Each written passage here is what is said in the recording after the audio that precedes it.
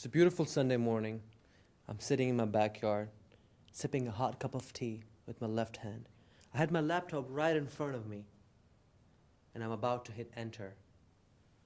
It's an exciting moment for me because I just received an email that I've been waiting for so long. And I hit enter. And that's it. My entire world just shattered in front of me. Felt like someone grabbed a big dagger and it went straight through my chest into my heart. My world just ended. You may ask, what was that? What was in that email? What was it? It was a rejection letter from the company that I really wanted to work for. I spent hours filling up that application. I went to so many people to fix my resume. Numerous hours that I spent on that thing. And what's the end result? I get rejected. That was the only plan I had. My friends were having fun. They were calling me to come watch football with them that Sunday. I didn't go to football or anything. I just wanted to stay home. I even missed the next day of school. Then I talked to my father, and he helped me overcome that rejection. And today, on this floor, we're going to talk about leadership, relationship-oriented leadership. What is that, you may ask? We want you to become so involved with your community, with your friends, with your family, your coworkers, people at school, so you can lead them. You can become their friends. You will achieve the goals, that's for sure. That's part of being a leader. But the team that you're leading, you got to make sure that you are involved with them in their personal lives. You help them, you guide them, you become a father figure for them.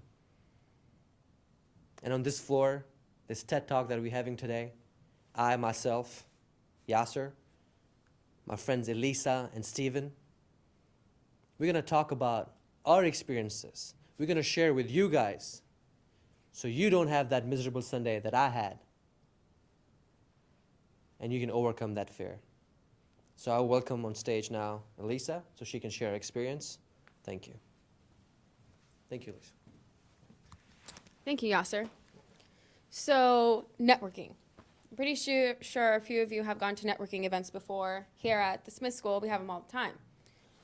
And really what networking is, in my perspective, is building meaningful, supportive relationships with people so that you can have a positive social network that will hopefully help you out in the long run.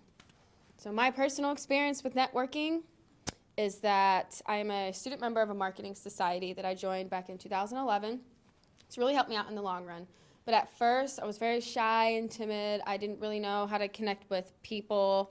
And I remember a particular networking event that I went to. It was kind of intimidating, in a room with professionals, directors, CEOs, and principals of really huge companies. And so at first, didn't really know how to communicate with these people. But time and time again, after going to multiple networking events, I became more comfortable, learned how to communicate with different people, and really connect with them and build that network with them. So it's not about just getting business cards and liking someone on LinkedIn.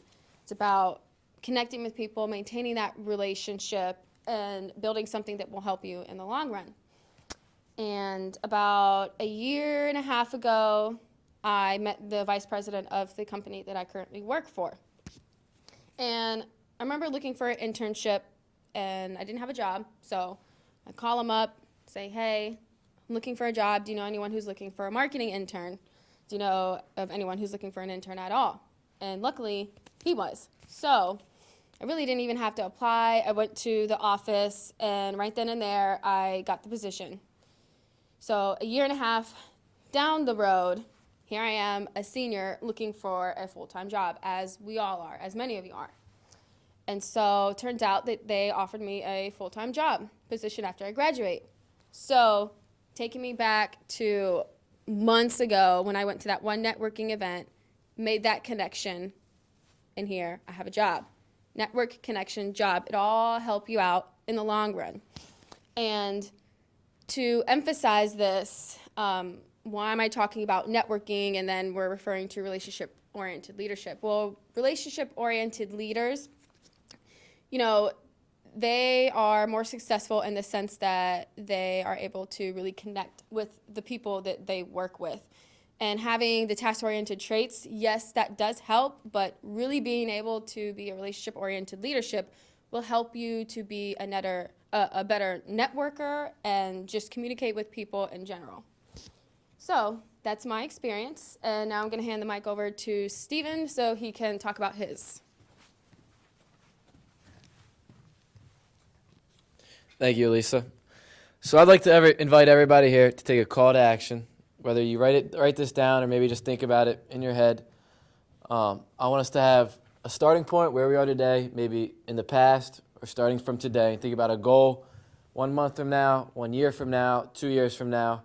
And I want to tell you my experience with how this has helped me become a relationship-oriented leader and me moving forward towards my success. Marilyn has been great in teaching me how to build a network, how to expand my tree. And so I want to invite everybody to take this little activity with me and expand our tree, look at it, and look how far maybe we can go through our networks. So first on our left-hand side, this is our call to action, where we are today. And I want us to think about our goal, whether you write this down or just think about it. For me, it was a sales job at Oracle that I would attain after post-graduation. Now moving back to our original point, I want us to write down as many connections as we have that would help us get from here to there. For me, my first one is my dad or my father, who has a bunch of friends in the IT business, also a special one that works at Oracle. So from here, moving out, we have 3 friends who worked in the business, one that worked at Oracle and 2 that worked at HP, also in the info system business. Now connecting with his best friend, my top one, who worked at Oracle, I stayed in touch with him the past 5 months, emailing, joining him on LinkedIn, calling him every once in a while to see about the job opportunities or anything that he could do. So when I came in contact with a recruiter, I asked his one friend, my dad's friend, to put in an email, a word of advice for me, which eventually led to me obtaining an interview, eventually leading me to accept my offer from Oracle as a sales and business rep starting this summer. So through basically a couple steps, as you can see my tree here, moving from the couple friends that he had, just using my dad, and the couple friends that he had moving, led to me having a job post-graduation. And now I think moving forward, I also want to touch on the relationship, how this involves the relationship-oriented leadership. Building these networks has really taught me how to deal with people in school, out of school, in the workforce. Also, as I mentioned, in school, with building connections through students.